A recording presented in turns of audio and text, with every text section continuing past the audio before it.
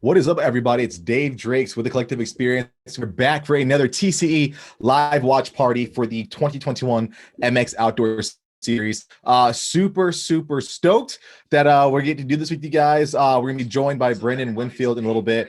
Super amped to get that going. Brandon was with us last week with Ian, and we had so much fun. We wanted to bring him back, right?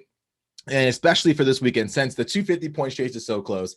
Plus, we've got the 450s, which it looks like there's gonna be like 8 different winners, right? So it's gonna be really exciting, and we're gonna get Brendan in here right now.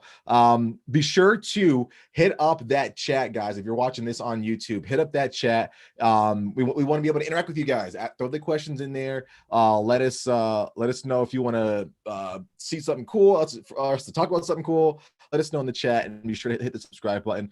And there's the man of the hour, Mr. Winfield himself. What's up, dude? Not much, man. Getting ready for another exciting day of races. I'm very excited. Exactly, dude. I, uh, I'm stoked for this one. Me too. I bet you got to watch qualifying, right? Had a Oh, chance. not really. Honestly, I was outside. I got this project 150R that I'm working on right now. So I Oh, was, that's yeah, I was busting out the wrenches a little earlier, but I did see that Tomac topped the 450s, and I think Cooper got the 250s, correct? so Tomac topped the first session, and then I think Ferrandis ended up topping it overall after the second Ooh, session. Yeah, Ferrandis came in. Roxon was up there for a little bit, but then Ferrandis put one down like right at the end of the session to okay. take it. Roxon was actually up on the podium getting ready for his fastest lap interview and had to ride off because Dylan took it right at the last second. Okay. But the track looks Gotcha. really Gotcha. cool. I think we all know that it's going the opposite direction now, but it looks super fast. Like it has a really cool flow to it. It looks really wide, and like there should be some chances for passing if they clean up some of the inside ruts. Yeah. But yeah, it looks like a fun track. I'm expecting some shakeup today. I think something big's going to happen today. Oh, for sure. I mean, just following last weekend, we saw just in the 250 alone, we saw Shimoda up front. We saw Martin, which we sadly won't be there this weekend. But we saw Jet, we saw Cooper. I mean, this could be a lot of guys that can be jockeying for that position. And I think we're in a unique spot too, because Jet might not want to go all out. He might want to, save a little bit since he's got, the points lead. He might just want to manage that. But a lot of riders are like, dude, we got 2 races to go. I got really nothing to lose. You know what I mean? So we might see a lot of guys Exactly. just coming to the front, like, screw it. I'm gonna hold it wide open. We got 2 more to go. I can't really lose anything. Yeah, and to speak on that, for some reason, I feel like today is Shimoda's day to get an overall. I don't think he does like a 1-1 or anything crazy like that. Yeah. Maybe he doesn't even get a moto win. I just think that he stays in that 2 to 3 consistent range, maybe gets a moto win and gets his overall. Yeah. But like you were saying with Jet, yeah, he doesn't really have to ride too hard. Like he can go into conservative mode. But I think at the same time, he's young enough that he wants to go out there and win. And he's been getting good enough starts now that it's going to put him in a position to win. So we'll see. He really likes his track, and he kind of was clearly the fastest guy at the first round here. Oh, for sure. I mean, you think about a lot of the teams and riders, they're here quite frequently, you know what I mean? So Yeah, it's not a foreign track to them. Granted, it is prepped differently. It is flowing just a tad bit different. I think we're going backwards today, aren't we? exactly. Yeah, they're Yeah. going So, off the direction, which it looks like it has a better flow to me, especially like oh, the way they really? built the jumps and everything. Mhm. It looks a little bit more fun than the old direction. So we'll see what it looks like towards the end of the day, though, once it's all cooked and dusty and just beat up. We'll see how much they're liking it then. Yeah. I'm sure they'll be complaining. So this is the old Paula track, if I'm not mistaken. Have you ridden out here before? No, I have not. Paula wasn't around back when I was racing. I got hurt in 2008, and I don't think Mhm. Paula was really around until maybe that time. But Okay. just being based out of Georgia, we never really went out to California. Gotcha. Furthest we really got was Texas. Mhm. Um, and I mean, I'm sure if there was a big enough race out in California, we'd gone out there, but everything was Yeah. pretty much out here. Ponca, Lake Whitney, all those kind of races, and then Yeah. Loretto's, Minios, everything that you really need. Oh, dude, Ponca is bringing back that's some good racing out there, man. Man, it's probably the hottest racing too. I think it rivals Loretta Lynn's for how hot it is out there. Yeah, well, I mean, that's Oklahoma, right? So yeah, I can imagine it gets it gets pretty toasty. Let's see. We're gonna check in with the chat. What's up, Tars Thomas? Dude's always been a huge supporter of this. I appreciate you checking in, man. Hopefully everything is good with you. He's saying, let's go, Jet. I hope to see Christian Craig up there. Can't see Jet holding back. Curious to see if Max Volan can run up front too. Max Volan's a kind of a curious case. What's your take on Max Volan? Man, I've been high on Max Boland since he was riding like 85, 7 to 11, or 10 to 11, or 9 to 11. Whenever, they keep changing. So whenever he Really? was in that beginning, early stage, yeah. Me and my friend Paul, actually, he's out in California. Uh, I grew up racing with him. We actually went back and forth because Boland was kind of on Super Minis right around the same time Jet was getting on Super Minis as well, or kind of like first or second year. yeah. And he was really excited about Jet. And I was like, this bowling kid, man, the way he rides the bike and stands up and uses his legs and his body, I Yeah. was really like stoked on him. And I still am. I think he's going to be possibly the future of the sport. Like I could see him and Jet being guys at battle Yeah. down the road. I know it's like a little bit off right now because he doesn't have that speed yet, Yeah. but I think we give him some time, he'll get there. And I just could be completely wrong and look stupid on him. No, I mean, I think he'll be a force for sure. The only thing is he's pretty young. Remember, I don't think he's been on big bikes for not even a year yet. And he's like, he's still pretty skinny. He doesn't have the bulk to him that a lot of the other guys in his class have. So, and that's saying a lot because these guys they're all pretty much skinny for the most part. So I just think that he needs to come into his own, just get a couple more seasons under his belt, and he could be solid. Because I mean, look at the pedigree he comes from, dude. Is look at who his dad is. You know what I mean? So And his the uncle name. too. Exactly. Yeah, exactly. And the name carries weight. So I think he's got a good camp behind him. I think he's going to be super solid. And it's just a matter of time of him getting used to the gnarly conditions, the pace up front, and just riding a big bike in general. Hell. Absolutely. Like you said, this is like his first full year on a 250F. I mean, he just got off a 125 last year, and I'm pretty sure he could have raced Schoolboy 1 again this year if he wanted to, or at least Schoolboy 2. Yeah. So sure. He's very young. He moved up very soon. Jet's younger than he is, but Jet's been racing the EMX class and doing like 250F. So, hey, are you at the same level I am right now? Are we watching the race right now? They didn't drop the gate yet. Oh my gosh, we got to get this fixed. Let me see if I refresh. Yeah, because I'm already watching the race now. Oh, wow. Let me see. Nope, they still haven't dropped the gate yet. I got the 30-second board up. Let me see. I can't go forward.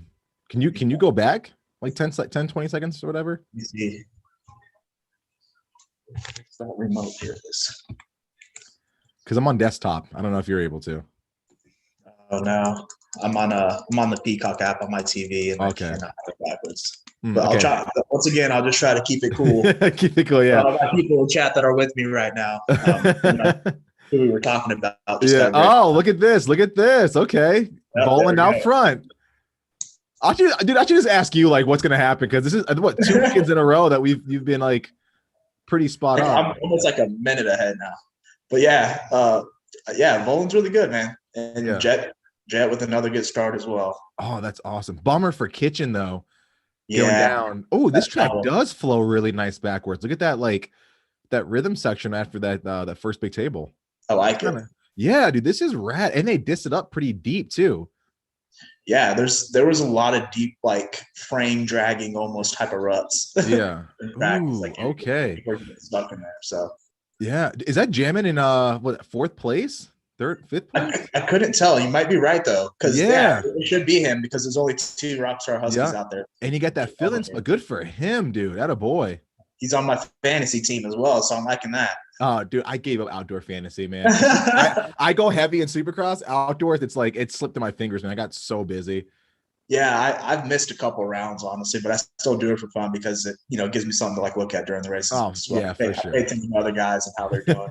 Exactly. I like it because, being that our program is centered a lot around privateers and like the tier 2, tier 3 type of riders, it gives people more of an emphasis to like, or more of a reason to look at the privateer guys, the satellite support team. So I dig it, man. It helps get my buddies some limelight. And you really get to watch their race too, because sometimes like it just seems like they get a 12th or a 13th, but you don't see that like maybe they crash and they were in 20th and then they rode up to a 12th. Exactly. And you're like, man, it was a good ride. Exactly. Man, you weren't kidding about the flow of this place. Oh my, this looks like so much fun, man. It does. It looks like it needs to be a track on MX versus ATV. I know. And very rarely will I see a pro track and be like, oh man, I want to ride right now because they always look gnarly. This looks fun, dude. They're just hopping over the crest of all these like little rollers and these mounds and stuff, Right. Dope. A lot of kind of scrub and floaty jumps. Exactly. It's wide. It's got a nice. I like fast tracks too. I like people get like a good flow going. Yeah. And like just ripping. That's what outdoors are for to me. Oh, most definitely. You know what I kind of miss is like they had this kind of back in the day, especially like a Kensworthy, like Troy back in And back in like early 2000s, where they yeah, had like a whoop section outdoor. You know what I mean? yeah. It wasn't like really skimmy, but like it was almost like Supercross, but like an outdoor track. I would love to see something like that come back, you know? Yeah, and speaking of Kenworthy, I remember being a kid. It was 2003, Hmm. and I was 10 years old at the time. Hmm. And we were going to like Ponca. This is like back when I was hopping in the motorhome with like one of my best friends and his family, and Yep. I would go to Ponca and then Loretta's with them. Hmm. But for some reason, we were up in Ohio. I can't remember for what, just visiting his grandparents, and we were supposed to go to that Kenworthy race, and Hmm. it was supposed to be like the first national I'd ever gone to, Yeah. and of course, James Stewart was going to be there. It's 2003, and I couldn't wait to see him. Yeah. And it just rained and rained and rained, and that ended up being the year that they canceled the race. And like it was the last year Oh, that they ever went to Kenworthy. That was the last time oh, they went there. dude, Supposed to that's a go. bummer. Yep. So I never got to go I to that remember track. that. I was that close to going to it, but it looked like Yeah. a really interesting, different kind of track. Very supercrossy. Yeah. Yeah, it's different. It was definitely a different style of track. What are you thinking about this drone camera? I like it. I think it really gives everybody an opportunity to see all the lines that are Yeah, going on in a track, because it's different. sometimes when they give you like just a forwards view, you only get to see a little bit. You can kind of make out ruts, but you can't really Yeah, see what's going on. And it's for really sure. cool. You can see the back and forth ebb and flow of what Yeah. somebody's doing in the section. Oh, definitely. Shout out to Malik checking in. Malik's dude, you should be out there working right now. Malik's one of our interns that are it's actually at the race working with Crutcher and his team this Oh, weekend. So nice.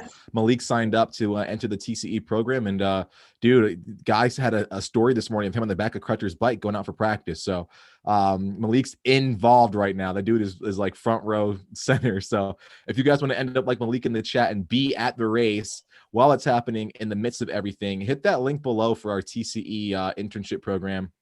A lot of cool things rolling out, and they treat you like absolute family, man. Malik's probably getting the I know he's getting the VIP treatment with Crutcher and the guys. So super stoked that you're checking in, Malik, and you get a chance to watch the race live while in person while we watch it live on our TVs. Yeah, that's really cool. Yeah, that's rad. I bet And it's a hot one out there today, oh though. yeah, for sure, dude. Freaking Jet caught like catching Volin pretty nicely, man. Yeah. So I said we're Gosh. going to see more of these battles in the future. Oh, that inside line. Yeah. Oh, dude. This Yeah. kid is like legit, man. How do you make your bike do that?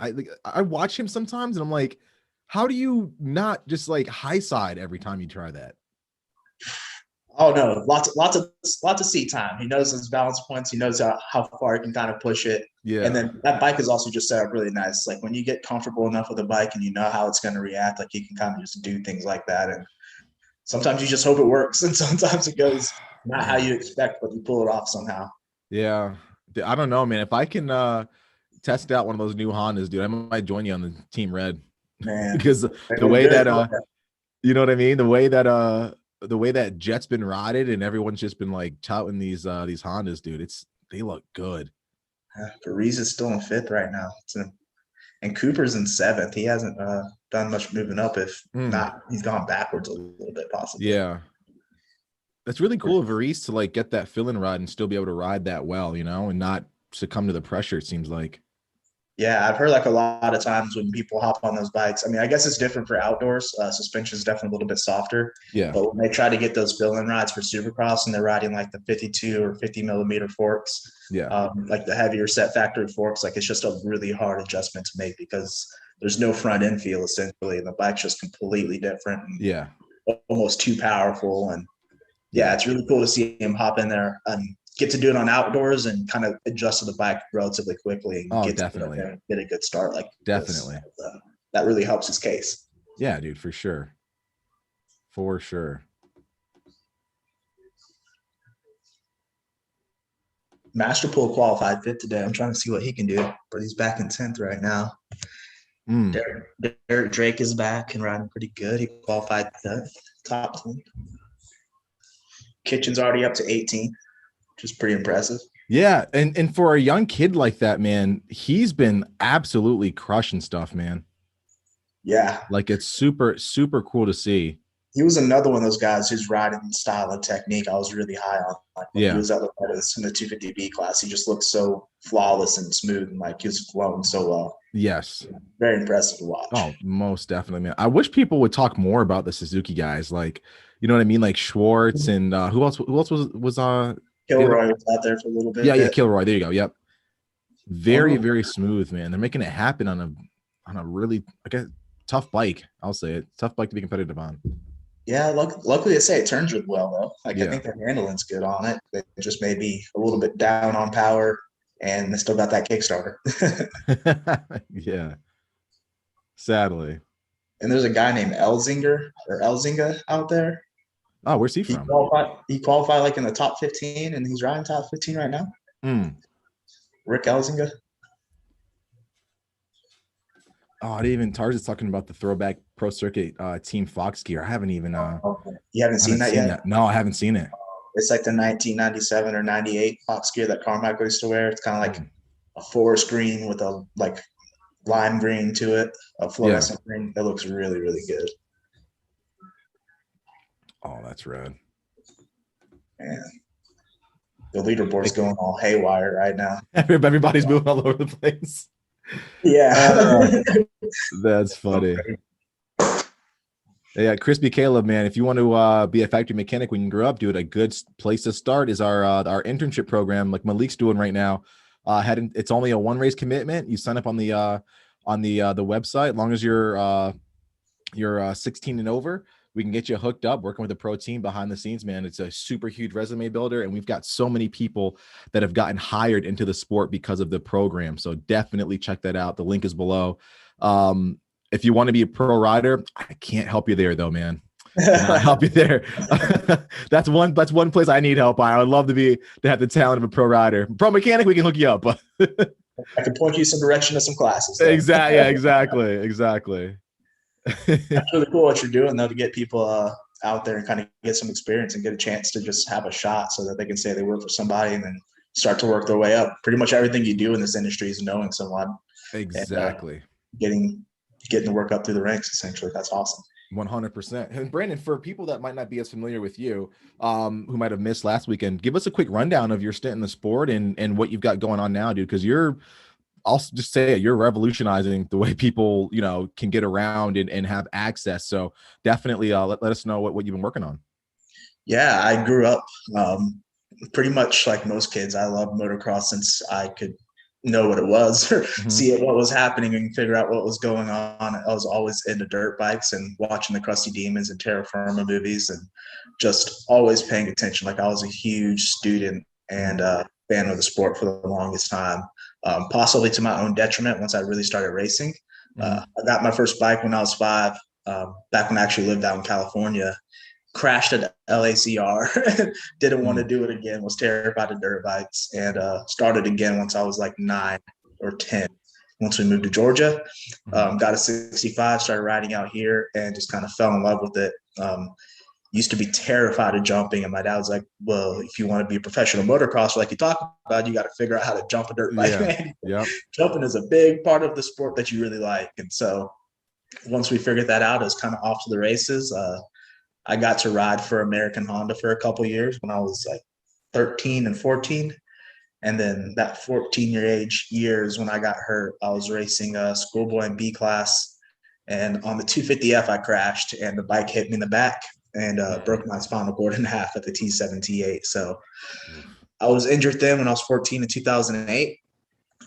We all kind of know the risk of what we're doing here with motocross and what can happen. So I just wanted to keep living life the same way I always had. Didn't want people to feel bad for me and wanted to do fun stuff still, and started racing go-karts and traveling and doing stuff like that, and came across all these barriers to entry and wondered why we didn't have, an app or something that can kind of tell us before we went.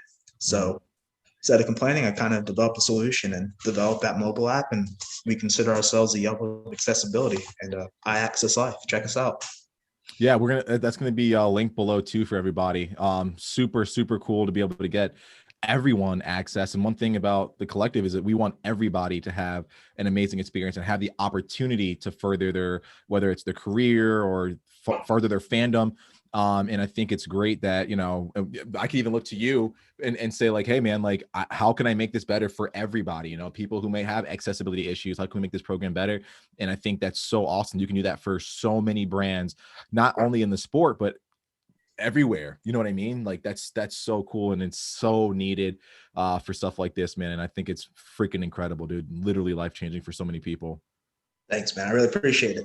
That's what's the best part about it, is making people, putting a smile on people's faces, essentially making their life a little bit easier. Exactly. We've seen a lot of feedback like that, saying like, this is so great. Like I've been waiting for something like this. So I love being able to help out. I like making people happy.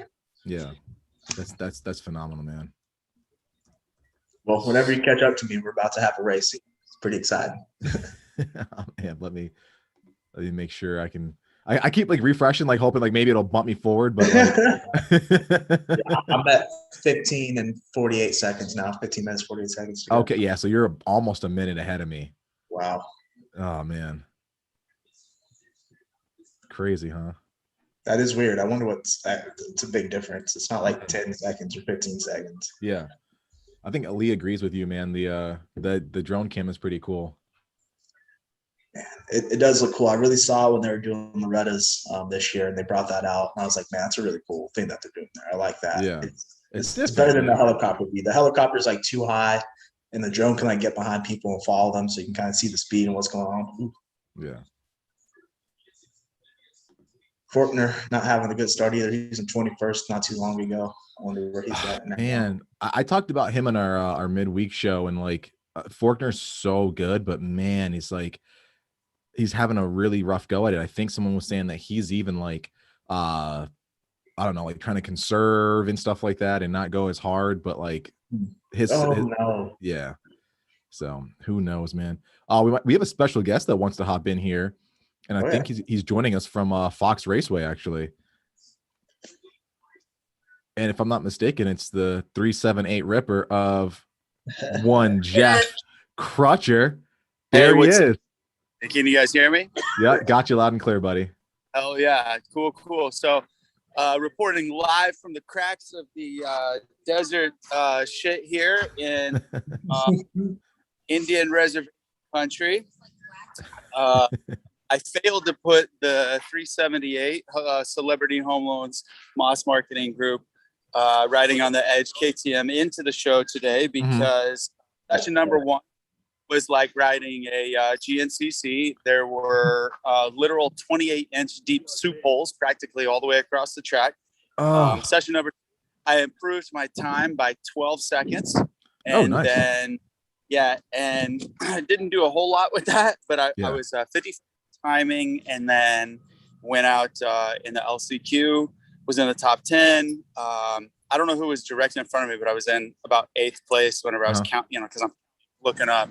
Yeah. And Ramirez from Costa Rica on the so there's the Fox VIP thing, right? Yep. The you launch that thing left down that stupid rough steep left, and then you go left, step up, and then that right-hander has a bunch of ruts coming across. Yeah. And Ramirez got sideways in those ruts, high-sided, his bike flopped, and dude, I just pegged his frame on his Kawasaki. Oh no.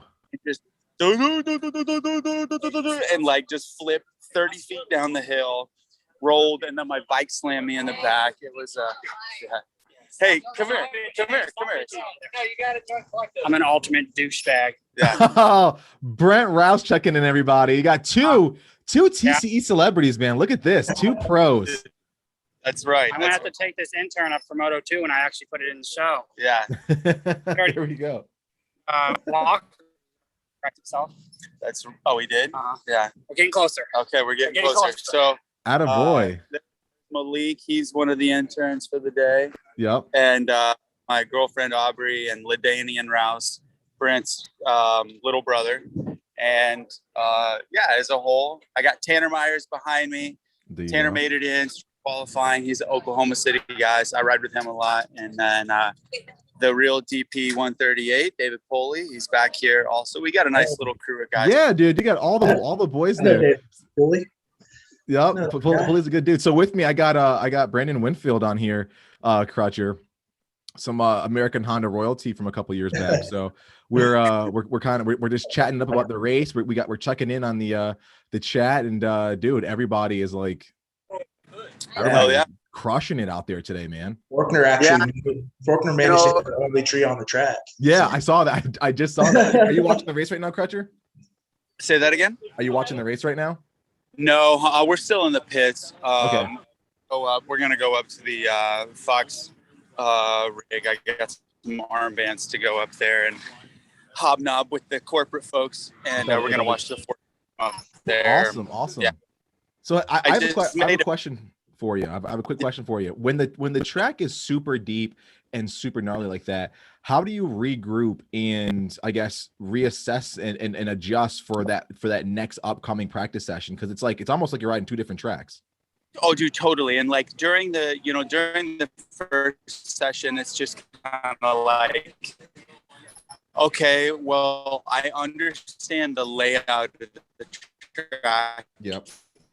And I also understand talent to compete. And I mean, yeah, like whenever I pull off the track, my bike, it was so stupid. My bike looked like I just went through, a 2.5 hour hair scramble race. Yeah. And so we pull off of the track, mentally regroup, just understand that like, hey, that one sucked, but whatever, it's part of the deal. And it's, you just kind of get over it and stop being pissy and angry. But which, I mean, dude, I'm so pissed whenever I pull out. I was like, why do we do this? It's so unnecessary. It's 100 degrees and baking out here, and I understand that there's 10-mile-an-hour winds blowing literally the entire time, but there is no reason at all whatsoever for there to be corners out on the track that are literally this deep, knee high, of just pure soup. We're in the desert, dude. There's no water here. There's no reason for it to be like that. Crazy. So yeah, it was silly, but nevertheless, we all rode the same track. But then, of course, they go out and scrape a bunch of shit off for the 250A group, and then, but yeah, the last time out, the track was totally different. There was actually ruts that you could rail, and good corners. But I'm pissed that I crashed. I don't care about my results. I'm just angry that I crashed. Yeah, and more or less, and especially being not my fault. There was nothing I could do. There was a guy laying on the backside of a downhill. Yeah. Taking 3 different lines, and I had no shot. Just stupid. No, I hear you. So, all good. Now we're gonna go up to the and watch some 450 class. There you go, man. That's awesome. So, guys, be sure to check out Jeff and everything that he's got going on. Jeff is probably one of the funniest people here on the pits, and we've got some cool things rolling out for Arena Cross, so I can't wait to drop that and announce that. Jeff's always got something cool going on. Like, if you haven't followed him on TikTok or Instagram, check that out. Jeff, where can people follow along for all your cool videos?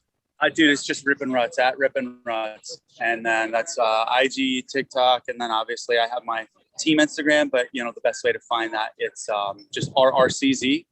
Just type that in and it'll pop up. We've got the Celebrity Home Loans name in there. Also, their title sponsor for the weekend and next weekend also, which I should just go ahead and up in there right now that if you're in the market for a new home or refinancing your current mortgage, Dirk, the guy that is with Celebrity that's helping me out, reported to me the other day.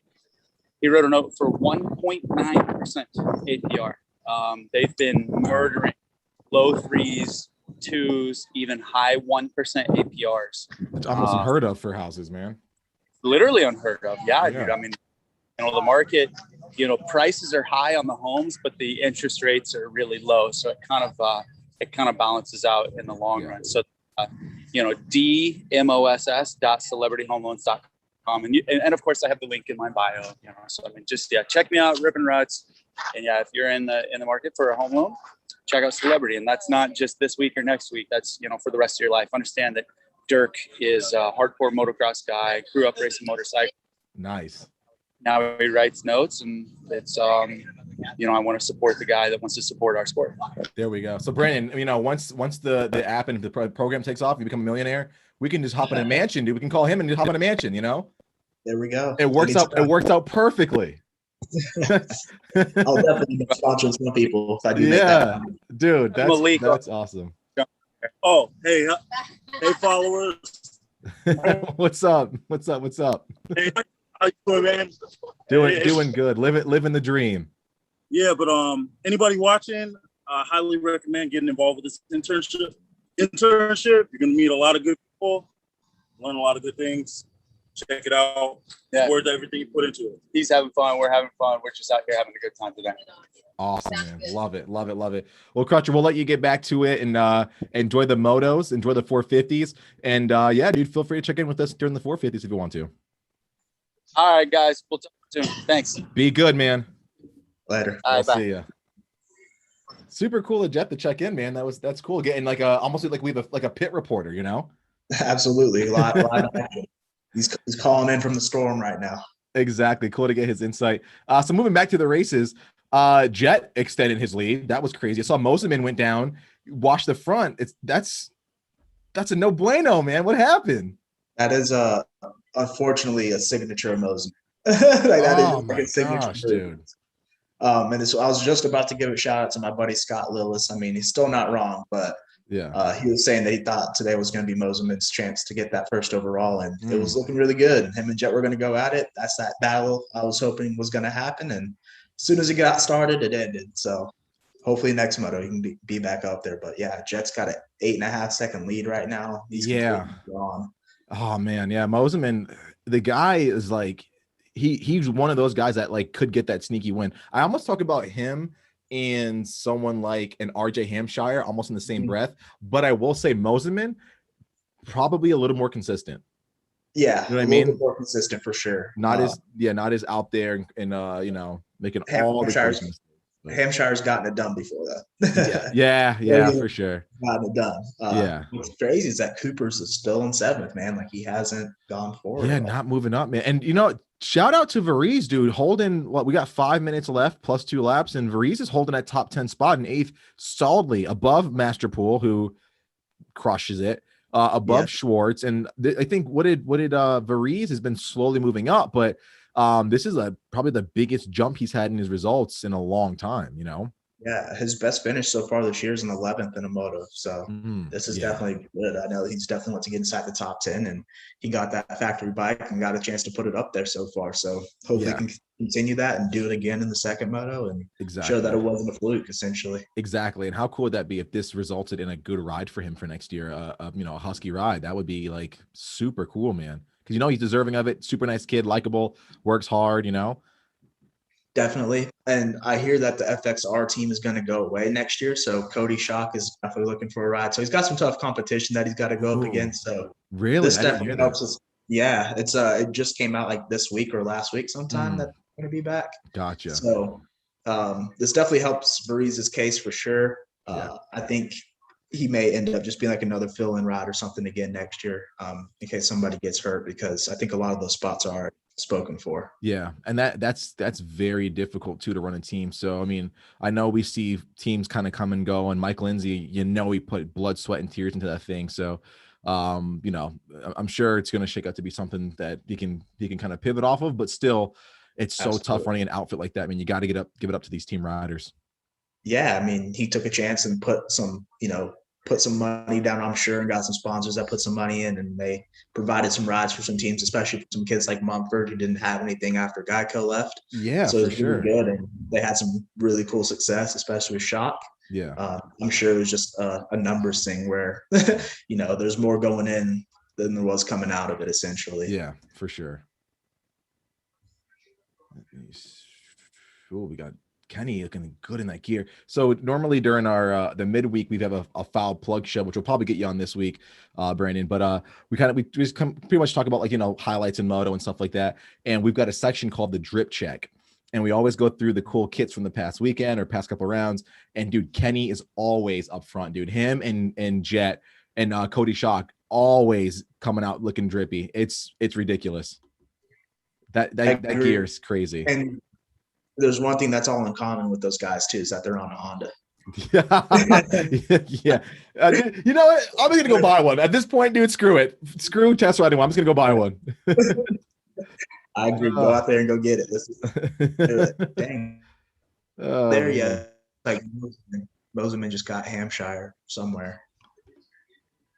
So he's up to second now. Okay. I still definitely put potential for the overall. Puts him in a good spot. Yes, exactly. Exactly. I think, Cooper's kind of in a dangerous spot right now, man, because he's got, Master Pool behind him who isn't a slouch, but he's got Hunter in front of him, which is brother and teammate to Jet Lawrence. So, man, he's gonna try to keep him behind him as much as he can to help out little bro. Not the best spot for Cooper. I think right now Jet's got himself into the best position he could. I hate to ruin it for you, but Cooper got him not too long ago. Oh, come on, man. They don't show it. You'd have to be looking at the time. Okay. But you'll see Cooper moves up a little bit.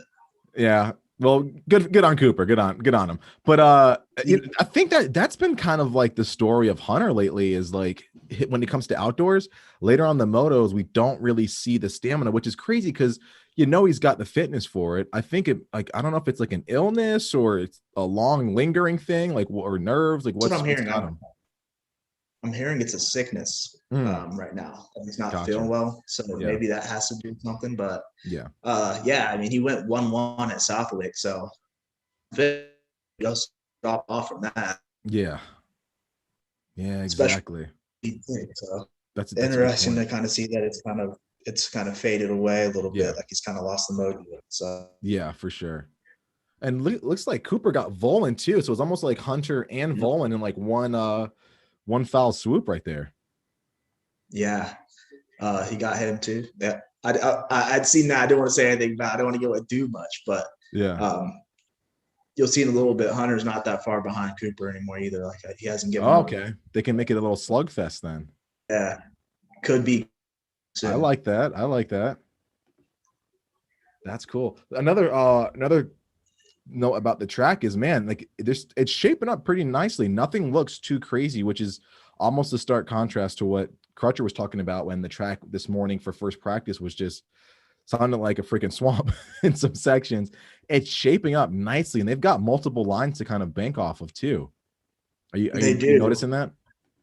Yeah, absolutely. And like he was saying, like it was very deep in that practice. And like when I tuned in for that qualifying session, the ruts are huge and people are getting stuck in them and just it looked very deep. But they also kind of do that to help keep the track down for the whole day because it is 100 degrees out there with the wind blowing. Yeah, definitely. Fast. Definitely.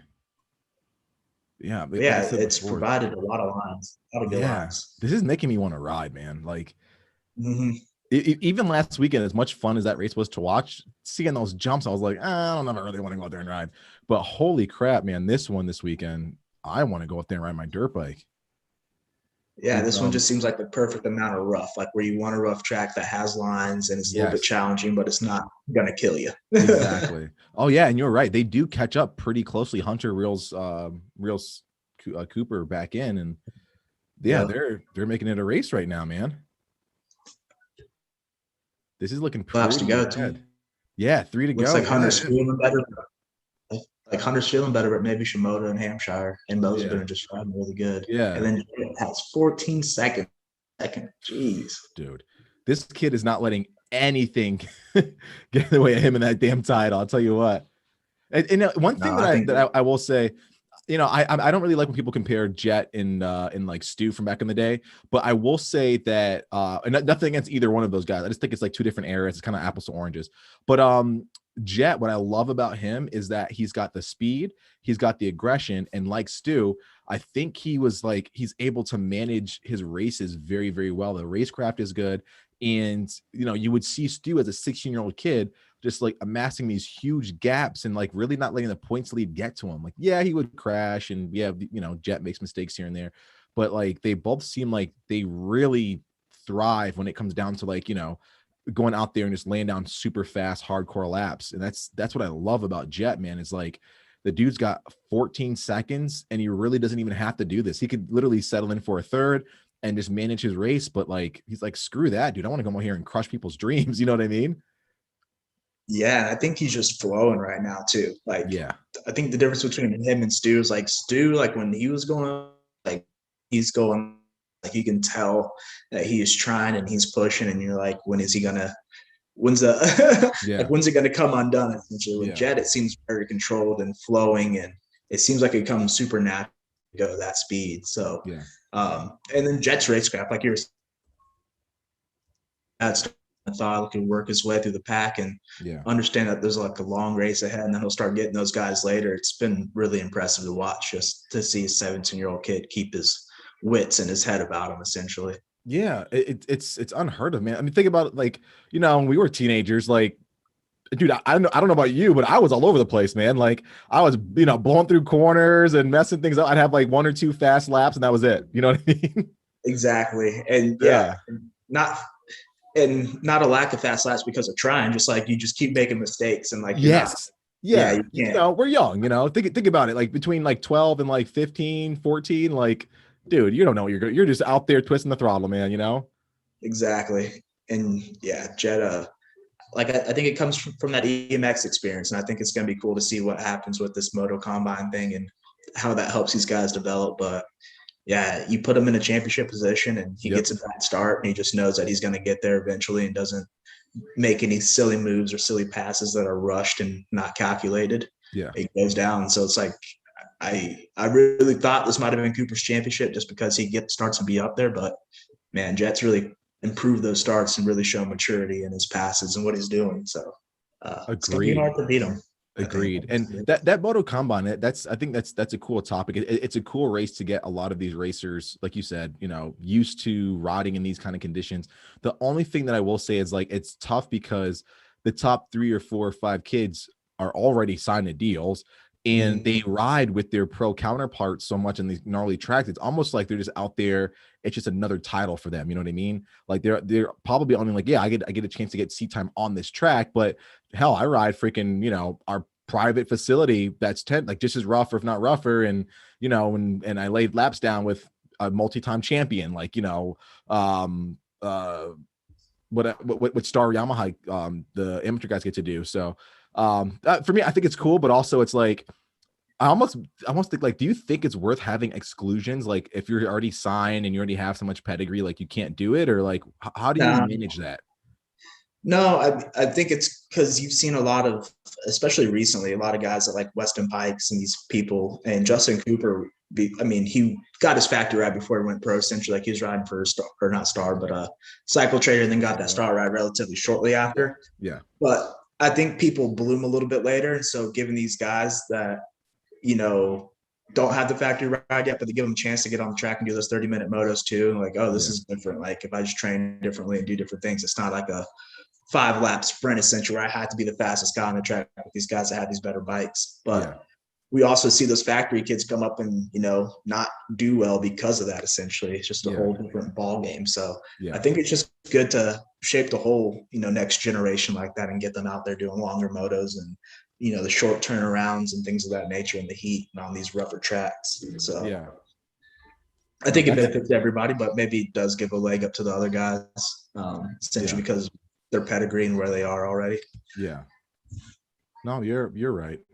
I definitely see it from that point of view. Yeah, it does. It does make sense from like the later bloomers. I think you want to race the best people. You want to race the best people, anyways. It helps. Exactly. You want to race the best guys and not get these like cheap wins. Like, oh yeah, like I won, but it's like, yeah, but the guys weren't there. Yeah. People that you really want to beat, and that you're going to see the pros aren't there. Exactly. Yeah. Exactly. We got some stats up there. The youngest national championship winner, Stu, at 16-02. Of course, we knew that from the MX side. That was pretty badass, man, to see that actually.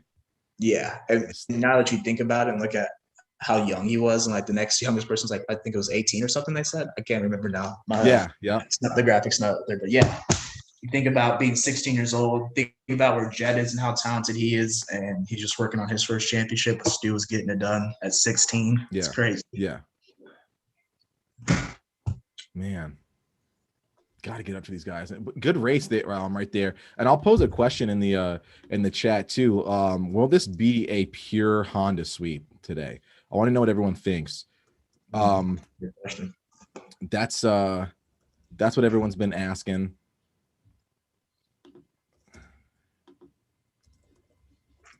I think Ferrandis gets it done today again.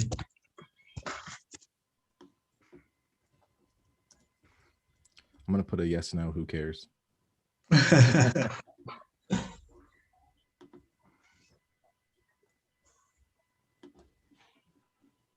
Let's see what you guys think. Chat coming up. Yeah, I think, Matt, to your point, dude, great race, but I would definitely think it's going to be a Kenny Eli battle for this one. Going to be super, super cool to see the green fender out there again. But I mean, like Brandon said, you could have Ferrandis out here too. Ferrandis you can't sleep on the guy, and I think a lot of people do, which is why he's been able to get this sneaky like 100 race points lead right now. People underestimating him, so I'm excited to see it, man. Yeah, all he has to do is either beat Kenny or match him on points this weekend, and he wins the championship. Exactly. And one thing I like about all of this is that it adds like parity, you know what I mean, to the sport. So like we don't just have one guy winning, we have a lot, you know, which is super cool to me. It's been really cool. And, you know, Ferrandis will be the first French rider in 30 years to win the championship in the premier class. Yeah. So who was it before him? Jean-Michael Bell. Oh, wow. Yep. JMB. Which is a guy who just fascinates me every time I hear stories about him. Really? Yeah, they just talk about how naturally talented he was and smooth he was on the bike. Yeah. But he was super focused. He came here to do what he wanted to do, and then he went and started racing like MotoGP, essentially. Like he went started racing street bikes and was really good at that. Man. So that's like a really fascinating thing. It's like Tomac going like, "Yep, I'm good. I'm gonna go race street bikes now." Yeah. Like, what? That's rad. And there's such two like different disciplines. So like I have a moto background, obviously, but for my job, I had to do like a lot of MotoGP training. And dude, like some things don't cross over, man. Like I remember we went and we do training like every so often. And I'm going down the straightaway with like these trainers, and they're like, dude, why are your elbows out? I'm like, because that's what you're supposed to do. And you know, like for our dads yelling at us for years, elbows out, eyes up, you know. And like I want to put my foot out, my elbows are up. I'm like in like the attack position. They're like, no, dude, you got to tuck, like get underneath the windshield. And I'm like, oh yeah, this is much better, because I'm like the wind's blowing me all over the place. You know what I mean? Like, so, you know, the only thing that transfers over is like being smooth with your inputs and eyes up and stuff like that. But holy crap, dude, like that is tough to find a person that is good on like all forms of two-wheeled racing. That is an anomaly right there. Yeah, and from what I hear, he did really good road racing, like at the highest level. That is crazy. That is crazy. And, it was like, he like retired at the top of the sport. Like he was still super young. He came here and he got his championships done, and then just like left. He's like, I don't want to do this. Yeah, do this other thing that I really like now. Yeah. Did you notice how quickly Jet got off the bike and immediately grabbed water? Mm-hmm. Is it a scorcher there today? That's what I'm hearing. Yeah, I'm sure it's like 97 out there or something right now. That's crazy. I'm sure the humidity is not too bad though. Shouldn't be, but that dry heat will still get you. Yeah. Dries you out, man. Yeah, for sure. So, last weekend was super noticeable. Like him and Ferrandis got off their bikes and they're like, "Dude, get me as much damn water as you can right now." Yeah, they could not drink the water fast enough. No, dude, that is crazy. So it's putting them to the test. I mean, they're earning this title. Mm-hmm. They're not getting it easy. They got the Jet Lawrence VIP section. That's super cool. Yeah, they're really marketing him very well. They're doing all the right things, and yes, he's staying and doing all the right things as well. So that's exactly. That's a great investment over there. Man, I gotta hit up him and the agent, dude, and be like, listen, let's just do a TCE Jet Lawrence whole deal. Let's go. Let's make it happen, man. Let's cross brand. I heard him do a podcast. Essentially, him and his brother did one with David Pingree and the Whiskey Throttle Show. Yeah, and they kind of did their whole story coming up and doing the races that they did. Like, it gives you a whole new respect for them. Like, you kind of know that they came from Australia and then went to Europe, but like you don't really know like that whole process. Yeah, like everything they went through. You're like, dang, like they really struggled and ate just tuna and bread and stuff for like a while, and were sleeping on pool tables and like, and now they're here making good money and doing fantastic. So it's cool. they're making great money. Their money's lovely, man. Their money is especially lovely. Jets Especially, dude, they're getting some lovely money right now. That's awesome, dude. That's they definitely earned it. That's for sure. Oh yeah, dude. They work their ass off. They put the time in, and you got to get it up to them. But this was a really good first moto for the 250s. I think we got some good stuff going on. I for sure thought we'd see Shimoda in there a little bit, but maybe it'll be like last weekend where second moto was when he kind of like, snaps his fingers, wakes it up, and it comes out swinging. But still, Volan, Hampshire was up there, Varice was up there, Shimoda, yeah, Cooper that snuck his way up into a decent spot. So still, some lethal threats that are still capable of, doing some sneaky stuff up here. Yeah, they just need Jet to get another bad start. Yeah. Shimoda was good. He just never really got going to go with those top three guys, essentially just ended up fourth. Cooper finally got his way up to fifth. He really needs a whole shot the next moto and to get in front of Jet and hopefully rattle him or something because he was gone. Nobody could touch him, looked like. Yeah.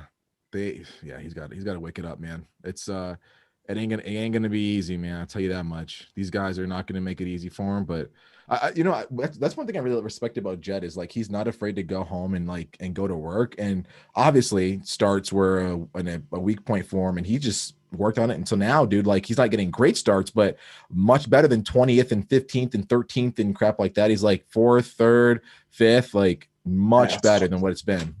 Yeah, top 5. Every start. Oh, for sure. That's really improved. I wonder why Hunter's not getting the same kind of starts though. Yeah, man, I don't know. I want the bikes are fast enough, but I did hear like some guys are set up a little bit differently from the other ones. So like where Yamahas, they've got so much good bottom end, so much good grunt. Honda's maybe more of a higher end setup or top end focus setup. So maybe once you really get into that bottom and roll on, they might be lacking just a little bit. But I mean, again, how much weight can you put in that when you've got factory squads supplying the bikes? You know what I mean? You got to imagine they're perfect everywhere. Exactly. You think so, right? But Yamaha makes really great bottom end power naturally. Yeah. They just add on top of that, and Honda maybe has to work a little bit harder to get that bottom end going. But for they're sure, great high rev. Like they work really well up in that rev, and they can really get out essentially. Like they can ride that rev limiter for a long time. Yeah, a little bit of a trade off, but it looks like they more bottom end or like a little better mapping, or maybe got them at a better RPM for the starts for their best starts essentially. Mm-hmm. And hopefully this 450 race is good. I know a lot of people are out and injured, so hopefully the top 3's battling. Oh, dude, for sure. This is gonna be a good one. They just showed Ryder D and Chance Hymas on the podium. What I find kind of crazy, and I'm kind of a nerd for the whole amateur scene.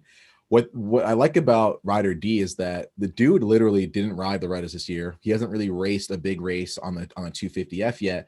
And we've seen Hymas in the last 2 years crush it at Loretta's. He didn't get a title, but still like sneaky wins and battling up front, setting the fastest lap, stuff like that. I think he got a title last year, but the guy's fast. And the fact that Ryder D is beating him, like, bro, this kid is going to be serious.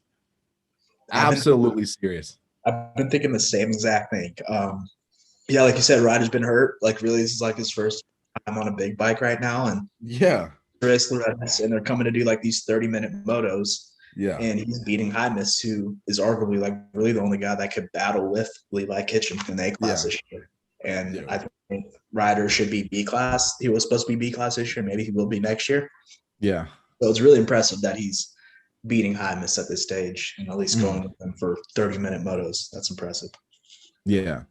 It definitely is. What do you guys think in the chat of the Moto Combine? I want to get your thoughts on it. Like, again, like super great for us to get more riders, more young riders on these tracks, get them in the conditions that they're going to be racing as pros, which I think Europe does a better job at prepping for than we do. What are your thoughts on, some of the guys already being signed and stuff like that? Like, let me know in the chat what you think. Matt Jensen saying Fernandez will be hard to beat. I hope, yeah, for sure. But I like you. I hope there's a battle. I hope that we can get some good stuff out there. And he's saying it's 100 degrees there right now. Holy crap, man! Oh my gosh, that is gnarly. I will say I've never raced in like super dry, weather or humid, like no humidity. Being from New England, it's pretty humid in the summertime. But I gotta imagine it just wipes you out, man. Man, just going to Vegas for me and standing out in the heat, my lips get chapped, my nose is burning. It's a crazy amount of like dry, especially living, like you said, in humid places. Yeah. It's crazy. Like I hate it. The wind blows a lot. You get wind chapped. Everything kind of sucks. Oh, definitely. And when you breathe in the air too, it kind of like burns your lungs and your esophagus. Like it's so hot and dry. Yeah, I don't know how do people live out there though, man? Like, how do you ride and stuff? They ask us the same thing when they come here. Like, how do you guys live out here? It's just something I guess you get adjusted to it. I do better. I hope so. That's a whole other story, man. Man, what I love to see for this 450 moto is a Christian Craig whole shot. That'd be fun. Yeah, that'd be awesome. That guy rides so good. I did a moto school with him, and he was talking about grid technique, and obviously he's got great technique. And then he said one thing that pissed me off so much, and he's like, you know what? My technique's so good, I don't get arm pump. And I was like, and it that pissed me off. Like I don't like him. I was so jealous. I'm like, how do you not get arm pump, dude? Teach me the secrets. Teach me the secrets. Just Greg, teach me how you do that, man. He holds on with his legs, not with his arms. I know, dude. I'm like, dude, I'm so jealous of this guy never getting arm pump. You know what I could do with no arm pump? Oh my gosh. It'd be a whole different world for me, man. Yeah, me too. The guys need to be more efficient on the bike, and not just headstrong, trying to manhandle it. Yes, exactly. But dude, Christian Craig he's just the epitome of like just riding smooth, riding smart, just like ultra good style. Like, yeah, it's all what we all think we look like when we're riding dirt bike. Like, yeah, I definitely look like Christian Craig for sure. Like, yeah, I'm riding really sweet right now.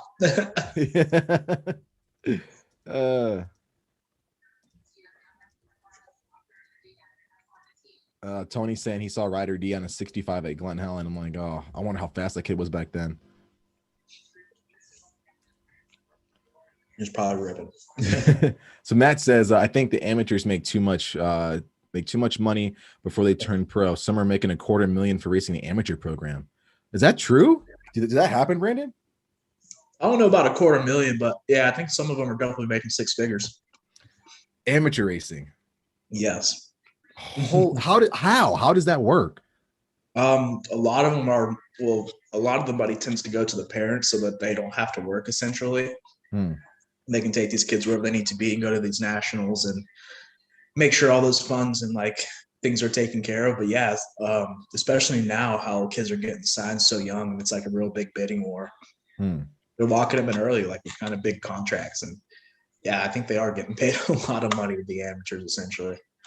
And they really haven't done anything at a pro level, which is what really counts. Yeah. I mean, I think it's cool, dude. If you're getting the bag, get the bag however you can, right?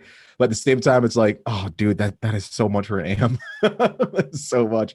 I thought just like Cowie contingency was a lot. When kids are getting like $300-$500 a weekend per class, you race like what, 3-4 classes.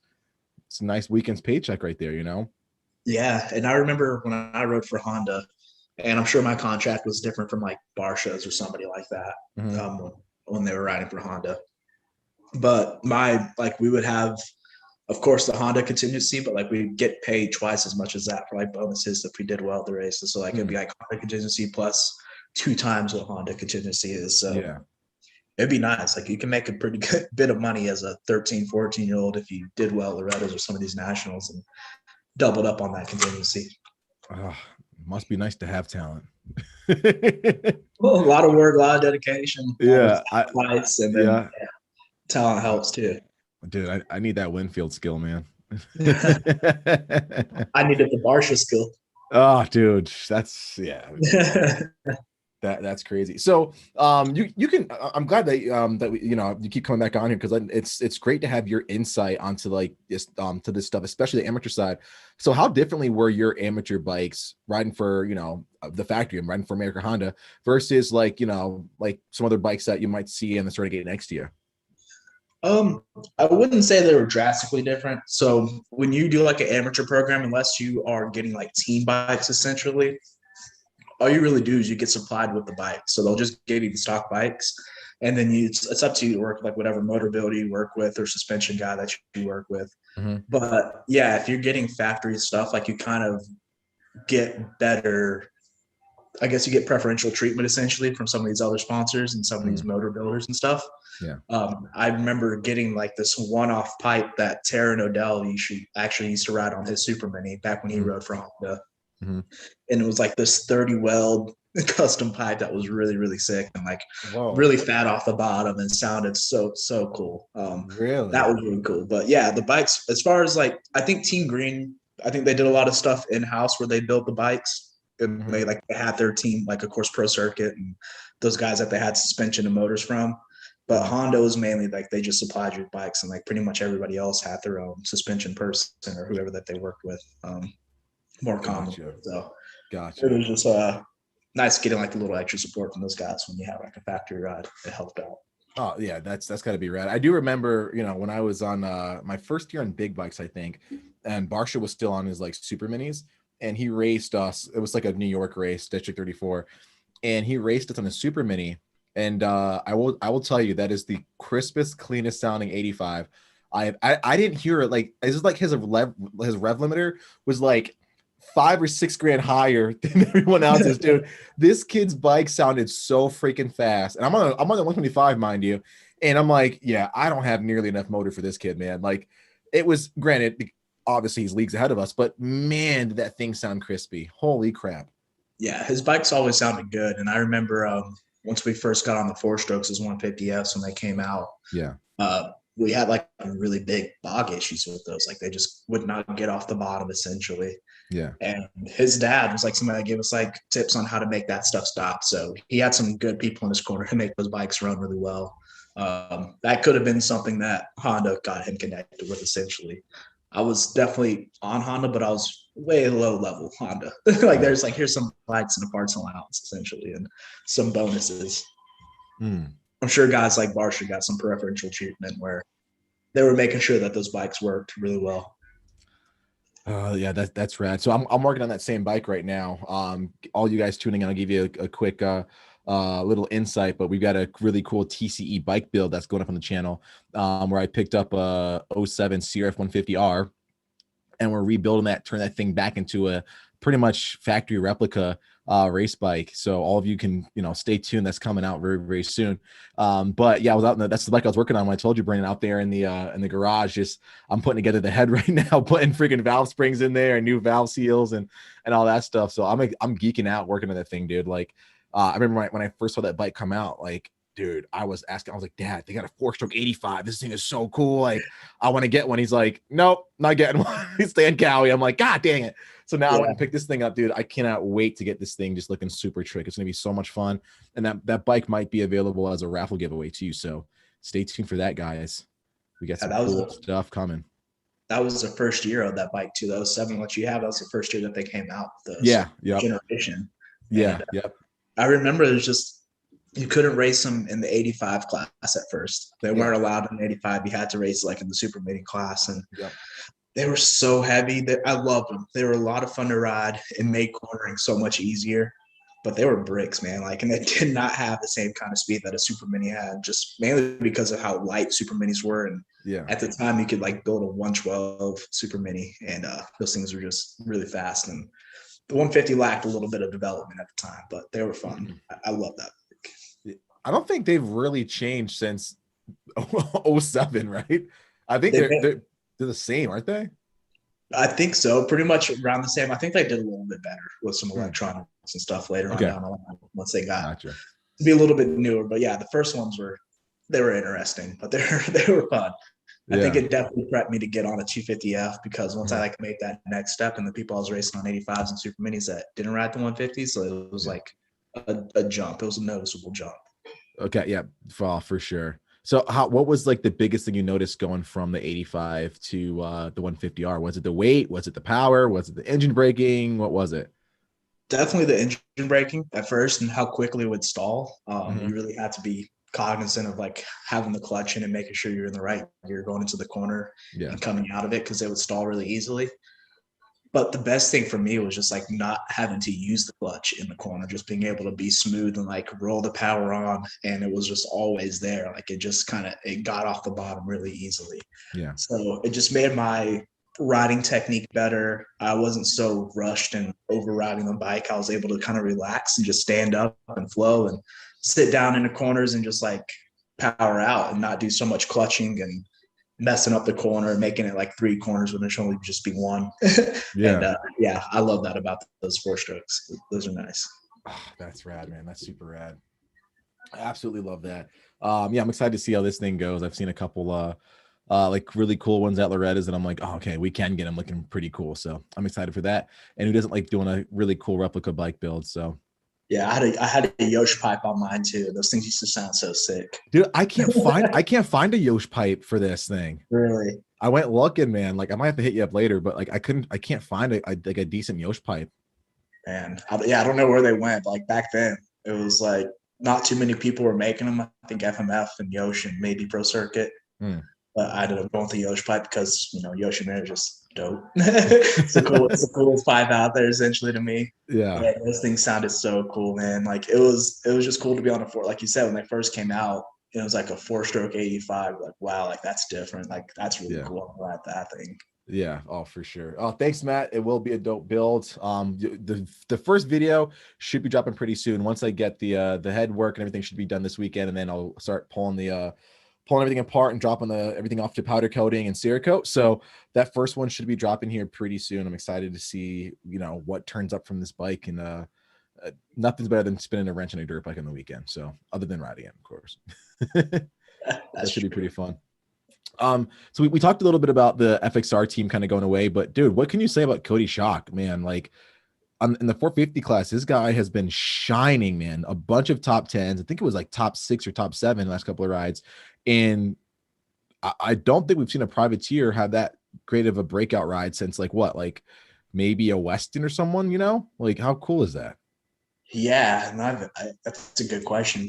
Like, who's the last person to have like a really good breakout ride like that? I feel like I should know, but yeah, he's been like consistent. Like it's not just been like a one-off type of thing. I know the field's a little bit depleted right now, but he's just been consistently good and looking solid on the bike, getting great starts, and he seems to be like he believes that he's supposed to be up there and be one of those guys. So yeah, it's really cool to see, especially like I said, a shorter guy that is riding a big bike and making it work.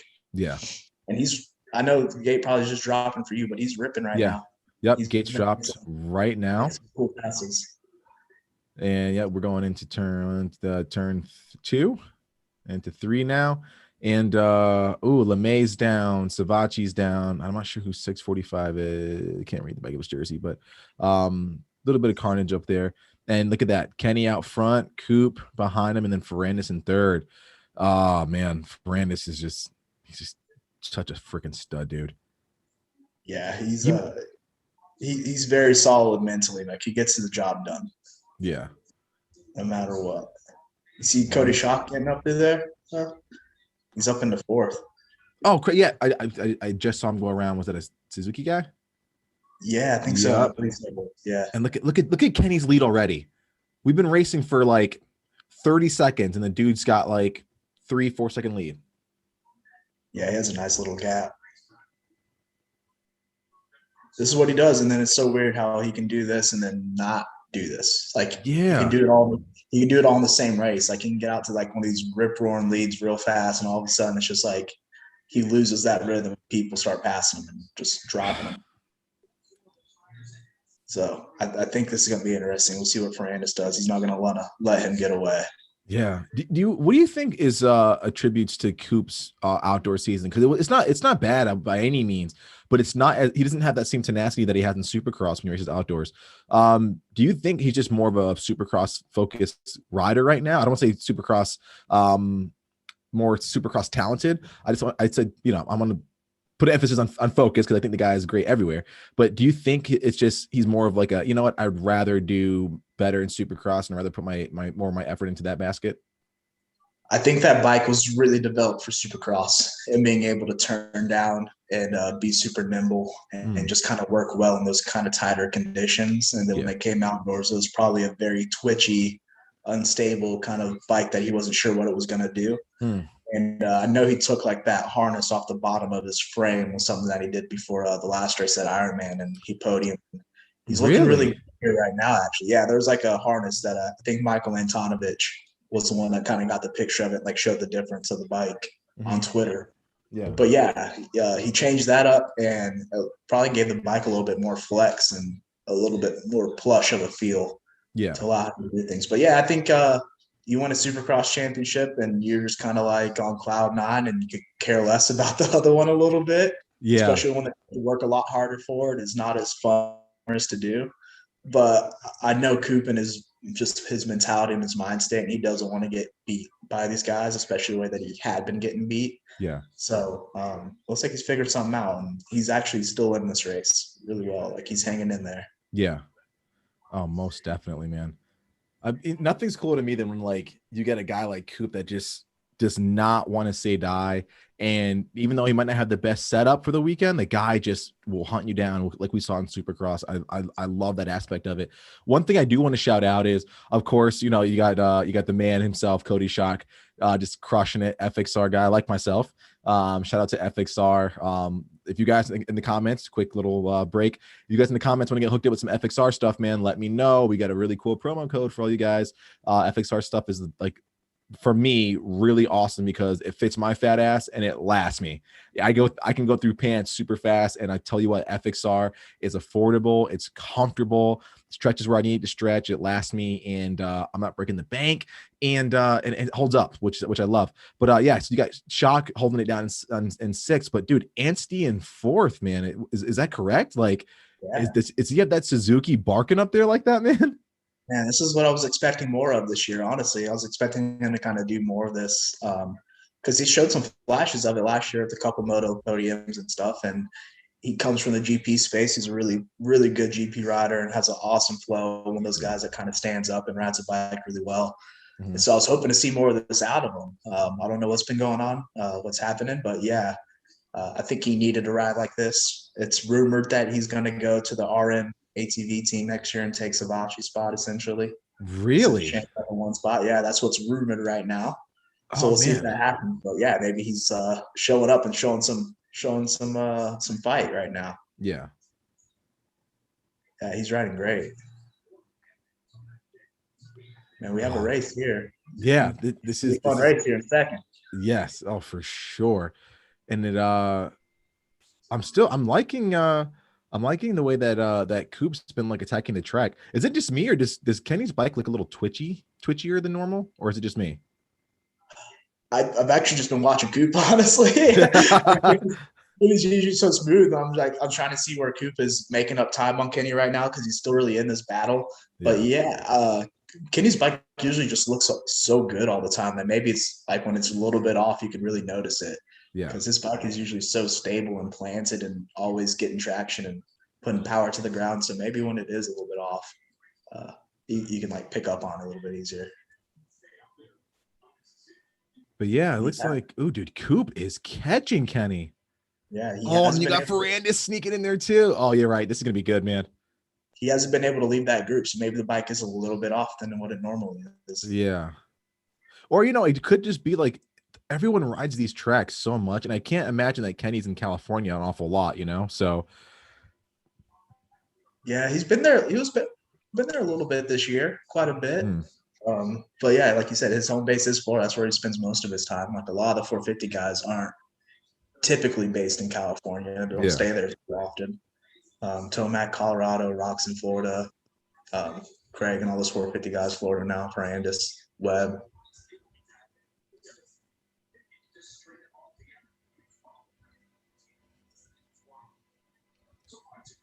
Man, yeah, Anstey holding off Tomac right now. No.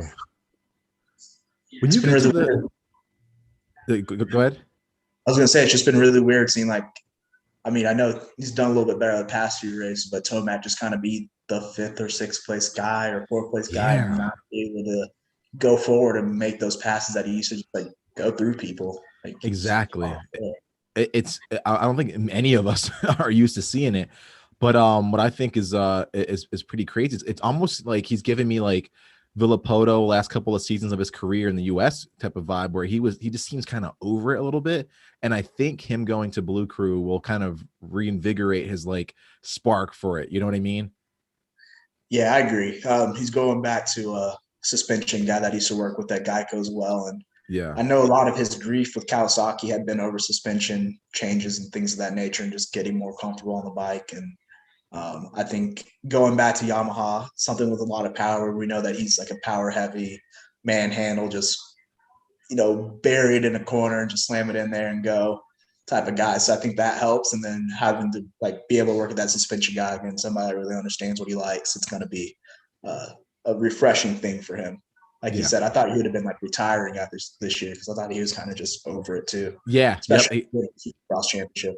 Exactly. So that leads me to another question. If however long his contract for, I'm guessing it's like about it must be a 2 or 3 year with Yamaha to make it worth his time. Do you think?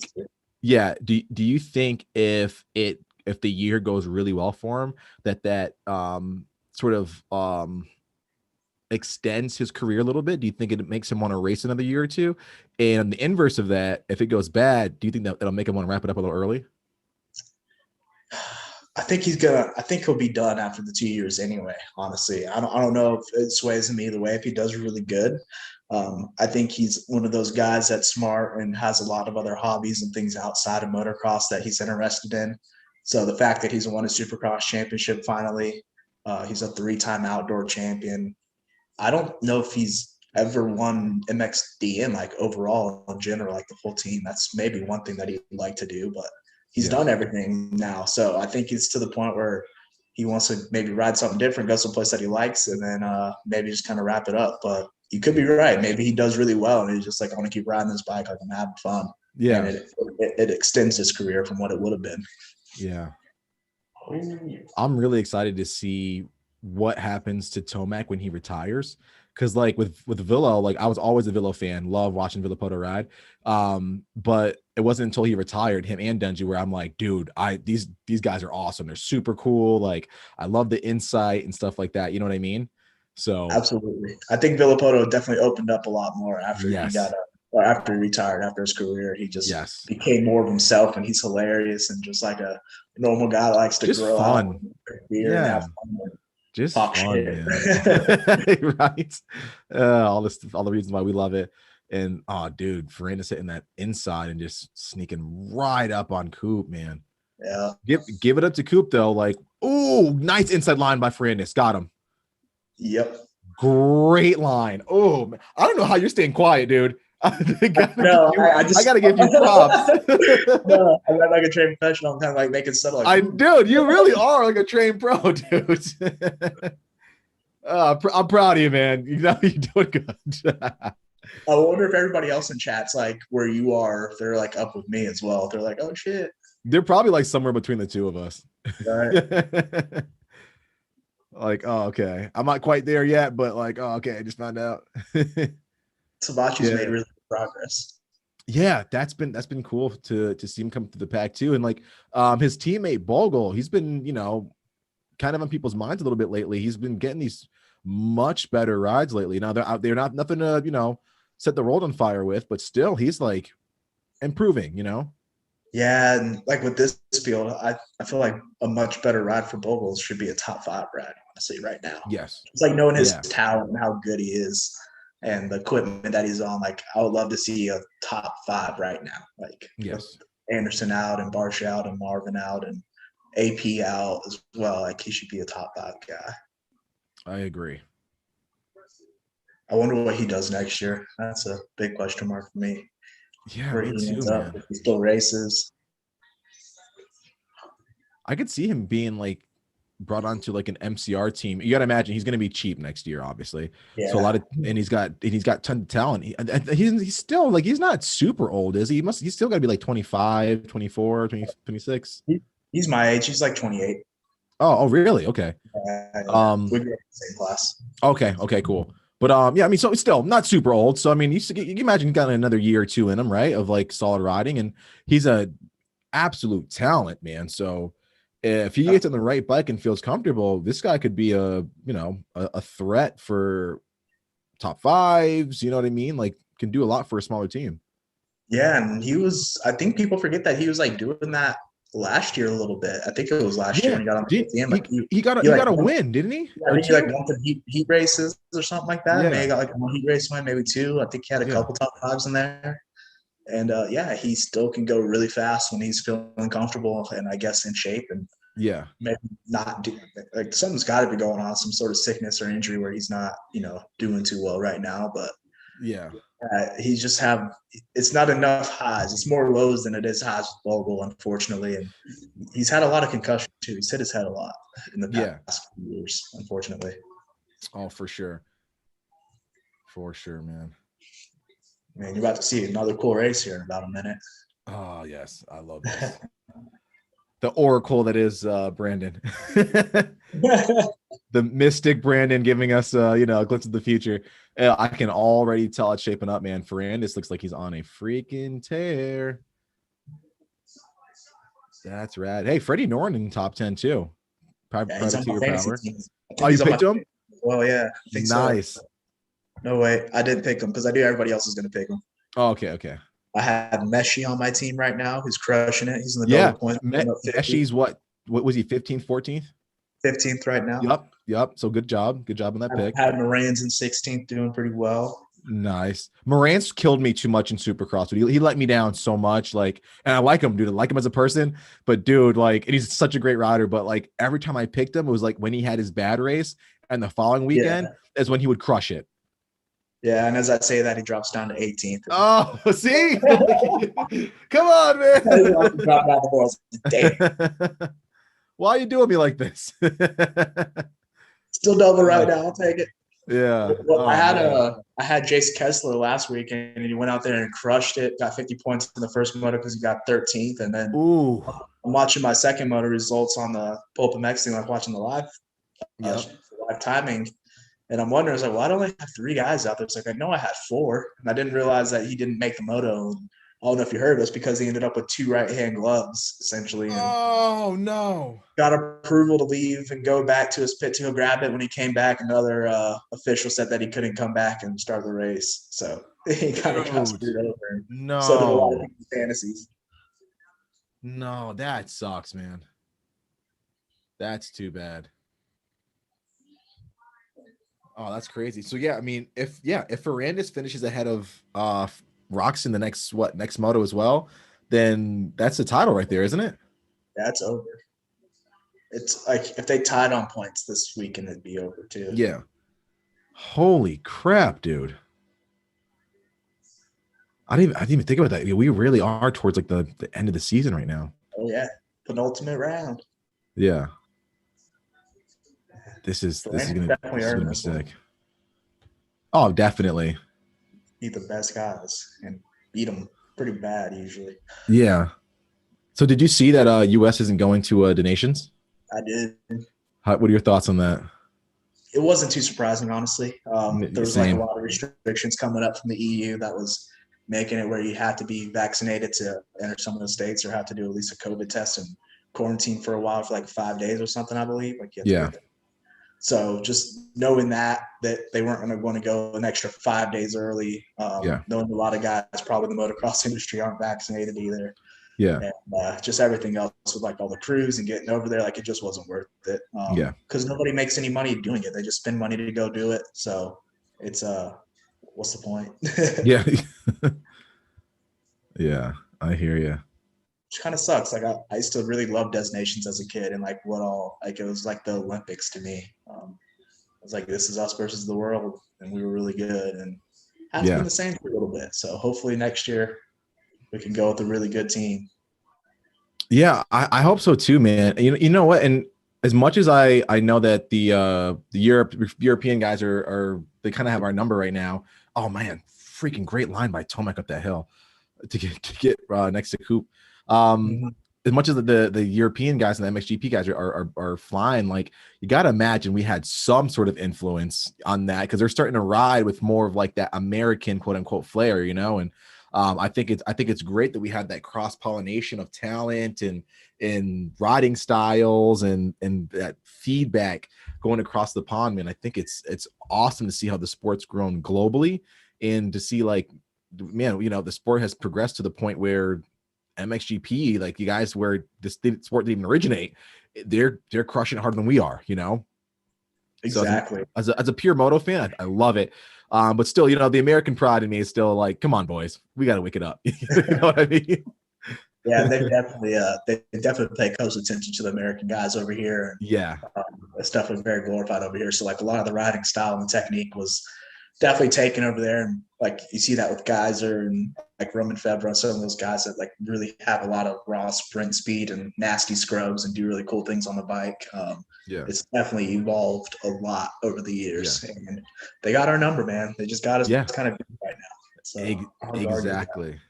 One thing I will say is like I think it's so cool watching like Geiger and Hurlings battle it out, man. Like watching the way that they attack the track. Too many T's. Versus the way that versus the way that we do and stuff like that. It's so cool to watch and pick up on the little technical little details here and there. The way that they hustle around the track, man. I think it's so cool to be able to implement that in your riding. Yeah, it's like they ride a gear higher than most road guys. Besides Roxon rides really high gear. Yeah. But yeah, it seems like they just less clutch, more throttle, more momentum, a lot of standing, feet on the pegs. Yeah, it's really fun to watch. It's definitely poetry in motion. Oh yeah, for sure. Shout out to Rod Bell and Meshi running, I think it's 13th, 14th respectively. Smaller outfits, surrounding them, like SGB supports Rod Bell, also supports the TCE program. So check those guys out for your suspension needs. Mention TCE to get a discount code. And Meshi's probably even less resources around him in terms of a team setting. But dude, the fact that they're both top 15 right now, kind of crazy to me. Kind of crazy, man. That's great. Rod Bell's been, we saw him do really crushing well it. last summer. He was doing good last summer, and he's back into that mix again. And got to give a shout out to my guy Ryan Surratt up there. Shout out to Ryan, dude. Ryan's a good dude. I really like that guy. Yeah, he's awesome. Quiet kid, very chill. But yeah, definitely very little resources. Pretty forgot about that. He was kind of like really talented back in the day, coming schoolboy B class for a little bit. And started doing the off-road races and the works races and popping back in here and just been a consistent points guy essentially from the start of the season. Yeah, most definitely, man. It's so cool to see like just the new crop, just the new faces, some different names, some privateer guys up there, dude. It doesn't get any better than that to me, you know. I'm really kicking myself for not picking Oren. I should Well, you gotta so many with what you said, you thought so many people are gonna pick him because they do. Yeah, he gets picked all the time, man. I was trying to. Well, he always had some up and down motos, so we'll see what happens second moto. See if I can make up some points then. But I ended up selecting Jacob Runkles, who's had some great rides as of recently, and he's back there in 22nd, which is good, but it's just not great for his handicap right now, unfortunately. Runkles had the points I was looking for. Yeah, Runkles he had a good ride, man. He's been having some really good rides. Cooper's doing a great job of holding off Tomac right now too. It's pretty impressive. Yes. And not many people can do that. One thing I do notice is that when you battle with Tomac, if you keep pressuring him, like even if he passes you, if you keep showing him a wheel and racing him hard, he doesn't really have that same sort of fight the whole way through. Like he won't battle back and forth with you the whole time. Do you notice that too? Yeah, especially this year. Definitely this year and the past year. Yeah. And there's nobody really better at doing that and being having really good racecraft like Cooper Webb. Like he can put his bike in the right spots and slow you up and essentially not allow you to keep that momentum going that you had when you got up to him. And then he'll just like keep going essentially. Like he doesn't look back. He just keeps going forward. He just puts the bike in the right spot every time and kind of holds you off and frustrates you. And next thing you know, you're 5 seconds back down on him. You're like, what happened? Where did this go? Oh, for sure, man. Yeah, Cooper looks really good right now. I will say that's pretty good on him, man. Yeah, it's a big turnaround. It really is. Again, I think he's so SX focused that, you know, like you mentioned, his bike is probably just set up to be able to do the things it needs to do for SX. So yeah, because no bike turns down better than that KTM does. Like the KTM, yes. And you watch you watch Cooper ride Supercross, and he's one of those guys that, like, I can tell if the track's good for him. It's like those deep, long ruts in the big bowl corners, but like there's a little bit of an inside line that has no ruts. Like you can just get up in there and immediately cut right back down and stay out of all that stuff. And it's that bike's so good at that. Yeah, 100%. If there is one bike out there that you think, I know you're Honda biased, so we'll exclude Honda, that you think is probably one of the best bikes that we've seen out, which one would you pick right now? It's hard to argue against KTM or Husky. Like those bikes are really, really good. I mean, Jason Anderson just makes the Husky look really good. Like it's always getting traction. He does, really dude. Well. And just squatting in the corners. Like it looks really good when he rides. Yeah. Tomac, when he's on, it's like, wow, that bike looks like it's doing well. But that bike always looks nervous and moving and kind of unstable a little bit to me, usually. Yeah. And then even the Yamaha looks a little bit twitchy and nervous sometimes as well. But like I said, like the Honda just really is, like unbiased opinion this year, like the Honda looks like the best bike out there. Yes. Even though they're not going to win the championship in the 450 class. It looks so good. I agree. Oh, no. Dang. Yeah, Tomac trying to come back through that double section or double triple, whatever they're freaking hugging, going 1,000,000 miles an hour. Yeah, they're going quick. Yeah, and Coop just not bothered, man. It's so crazy to me, the riders that can take that pressure and really not succumb to it, not make any mistakes, and not falter. They don't get tired because they're holding on tighter. That's a sign of such a mentally prepared rider that, like, how do you break that? You know what I mean? How do you pass a guy like that?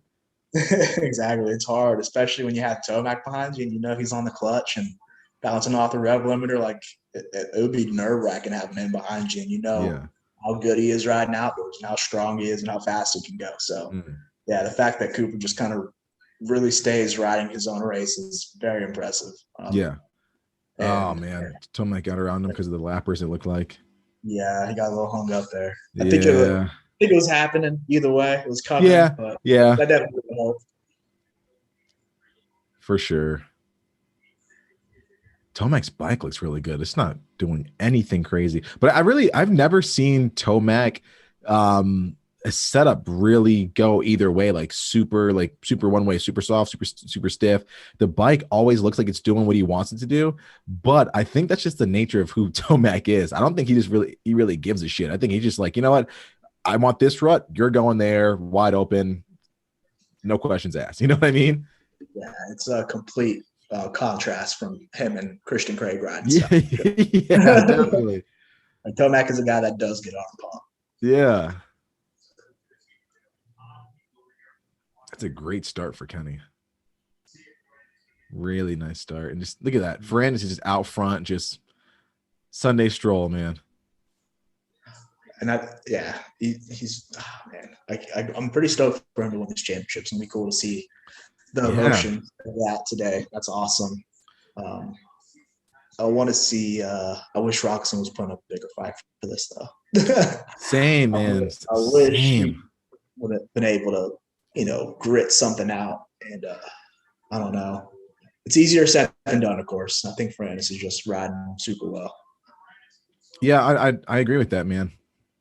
And I've been a fan of Ferrandis since he came over to the States, and watching him in Supercross the first couple of years. I think it was 17, and just super, like, I love the way he rode the bike, just throwing it around, but he looked in control. You know what I mean?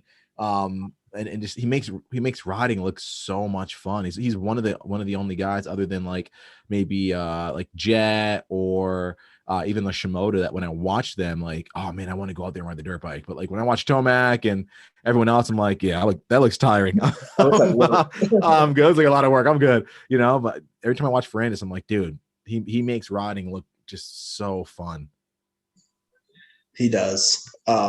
It looks like work to me too. Like sometimes when I see him ride, I'm like, damn, like he is just straight ripping. Like you can just see that he's going fast and putting the bike in certain spots. Like to me, the Justin Bogles, Christian Craigs, Ken Roxons, those guys are kind of standing up and flowing and look like they're in a good position all the time. Like that looks like fun. Brandis looks like, I'm like, he's gonna weed it up at any moment. At least I would going that fast. I don't know how his brain and eyes are keeping up with what he's doing on the bike. Like he's Right.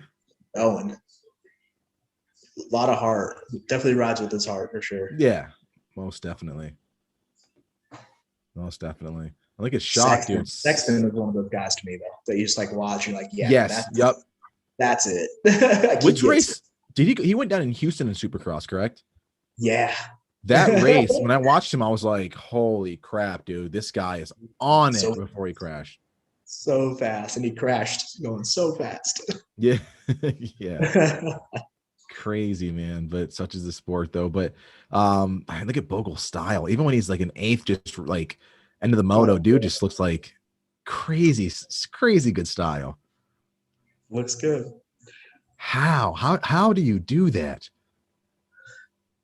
I don't know. I think that's a lot of having fun on the bike, just like all the time, essentially. Like I feel like when he goes and he's riding at home and just doing laps and stuff like that, like he's just having fun on the bike.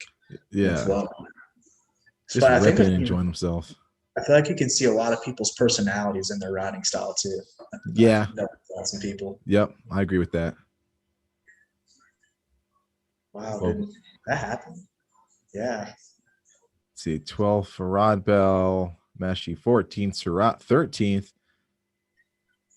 Craig in 5th. Good ride for Craig. Yeah, very solid coming back. Yeah, his name hasn't been mentioned that much for outdoors in terms of like results. I mean, you can always talk about this guy about style and fundamentals and technique, but when it comes to positioning and results, it's really hasn't been the forefront of many people's minds. No, and he's been pretty consistent this year when he's out on the track. Like he's been that type of guy a lot of the year, like in the top 8 essentially. Yeah, like when everybody was there. Where do you see Craig's career going from here? Do you see him in the sport for a lot longer? Do you see him maintaining that star racing ride?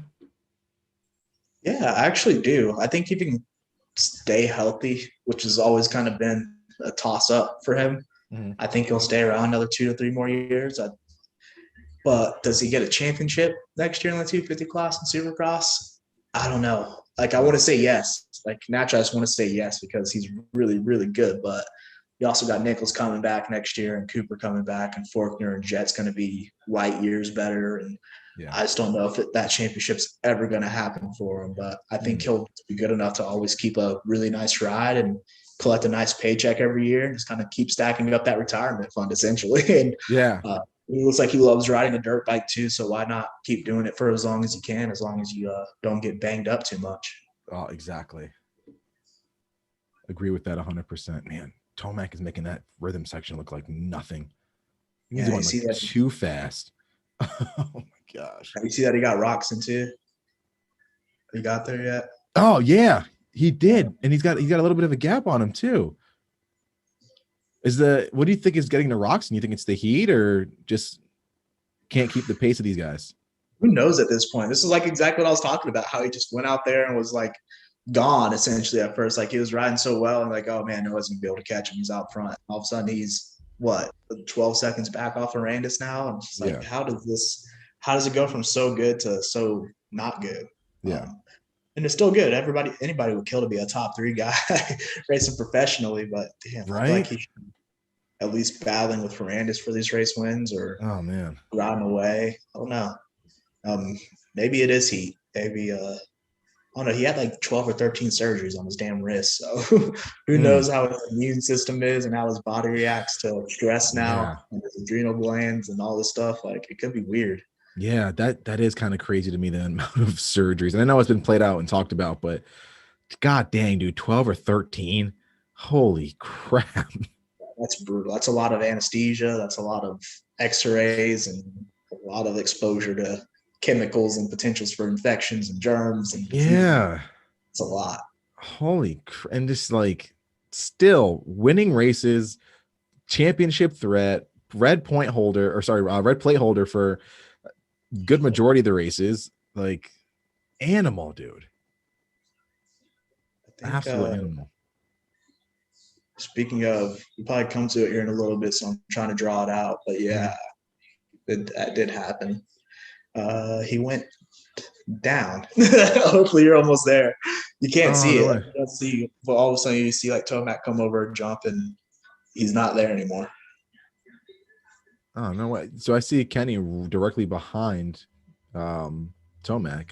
Yeah, for a point there, he caught up to him. Looked like he's super close. Like Tomac had made a mistake or something, and then you'll see in a little bit that you just don't see him for a second. Oh, yep. You don't see him. Oh man, and it's not like Kenny to make mistakes either. No. Yeah. And I wonder if it is a mental thing. I wonder if like he's just defeated. Like we saw Cooper do this to him. Like he had a pretty big points lead on Cooper in Supercross. The Cooper's whittle it down and start to beat him, get in his head and do all this stuff. And it just seemed like he came apart essentially. Yeah. Yeah. Ferrandis just kind of did the same thing. Like he was just consistently there. Like he was always like, no matter if he crashed, he'd be back up to like 4th, 5th, 6th, getting good points. And then some races he catch Kenny from behind, and it seemed like it just mentally defeated him. Yeah. Which, for a rider at his caliber and at this level, you don't think that they would succumb to that stuff. You know what I mean? You think they would be so mentally strong that all these little onesie, twosie things that might break a lesser man, you know what I mean? Us normal guys, I think he'd be brushed that shit off easy, right? But I guess they're human too, Yeah. Maybe it's just a different Roxon, like he's won the outdoor championship twice. Yes. So he's gotten it done. Yeah. And he can handle that kind of stuff, but who knows? Maybe because when he won those championships, he's pretty much just handily beating everybody. Like the year that he won in 16, I think he won like 20 motos out of the 24 or something like that. Just beat the bricks off of Tomac the whole outdoor season. And so it was just like super easy, and he's feeling super confident. And it seems like when people challenge him now and start turning the tides on him, like the momentum just really goes away from him and goes towards the other person. Oh, definitely. It might remind you, he did it on a Suzuki. So yeah. But at that time, like Suzuki was like the bike that had won like the most outdoor championships of the past decade, something like that. It was like Carmichael and Dundee. Yeah, they're solid. They were really good. But damn, Ferrandis getting it done. I think this is gonna be it for the championship this year. Yeah, man. And hats off to him. More power to him. He's been riding very, very good. Like riding very phenomenal and just like looking awesome, man. That's phenomenal to me. From the back, from the front, you could do it wherever he started. And that's great. And you know what? Most importantly, I think he's going to take this momentum and carry that into Supercross. So we could see almost like I don't want to say rejuvenated, but almost like a super empowered Ferrandis with tons of confidence, a great setup on his bike for next year, and that added seat time in the Premier class to be a title and championship threat, both indoor and outdoor for 22. I agree. And I think, Cooper's still going to be the guy to beat, especially mentally and how well that bike works in Supercross. And, just the fact that he's the defending champion, essentially, like he's that guy that you got to beat. And I don't think he's like a Ken Roxon, essentially. I think, Ferrandis will battle till his death for that championship, essentially. Like he's not going to be giving it up. I don't think he's going to fall for the mental games or do anything of that nature. It's going to be a drag out war if he can stay consistent. But I'm also eager to see Tomac on a Yamaha and Supercross and kind of who ends up being the number one guy over there, Ferrandis or Tomac. Like who's the man? Yeah, this is going to shape up to be really good for 22. Dude, this was super fun. 450 just concluded. We got Ferrandis that's out front and won that race. Freaking great. Absolutely love seeing that. And these guys are getting water just dumped all over them. Thank you guys in the chat for tuning in with us. We'll let you guys get to the second motos by yourselves without hearing us bore you. Maybe that's just me, because I know Brandon keeps everyone entertained. This is super great. Brandon, if people want to follow along with you and find out more about what you have going on, where can they find you? Yeah, you can find me on all social media, essentially. My name's Brandon Winfield. Social media handle BMW937. So follow follow along. I'll hopefully be back next weekend for another one of these to wrap up the 250 championship. And yeah, I appreciate you having me on. It's always a good time. I love bench racing and, talking motocross. So for sure, man. For sure. Man. Most definitely. We'll get you on the midweek one too. Guys, don't forget, check out the Collective Experience, thecollectivexp.com if you guys want your shot at going behind the scenes for the last round. We also have some great things rolling out for Arena Cross, so stay tuned on that. We've always got new programs, new opportunities that are developing throughout the racing season. Thank you to our amazing sponsors like FXR Racing, Flow Vision Goggles, Overshare Advice and Planning, and Intake Breathing Systems. Be sure to check out our social media page, the Collective EX, for all of our promo codes, our YouTube channel, which you guys are tuning in on. Hit that subscribe button, share these videos. We want to continue to keep growing the community and doing cool things. And as always, we appreciate your support. Brandon, this is super fun, dude. We will do this again. And yeah, it's going to be some great racing for us. Thank you, man. Check in later. All right, brother. We'll talk to you soon. All right. See ya. See ya.